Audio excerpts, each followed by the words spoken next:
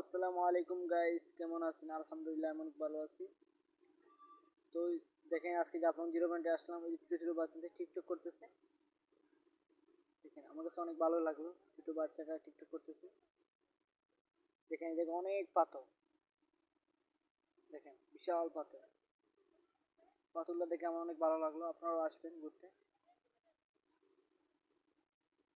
দেখেন বিশাল এরিয়া নিয়ে পাথর, এই যে পাহাড় ইন্ডিয়ার পাহাড়গুলো।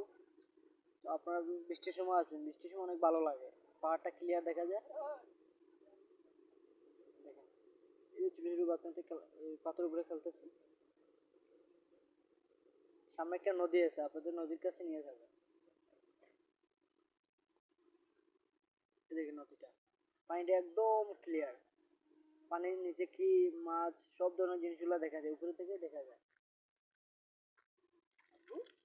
এই দেখেন ছোট ছোট বাচ্চাতে পানির মাঝে খেলতেছে।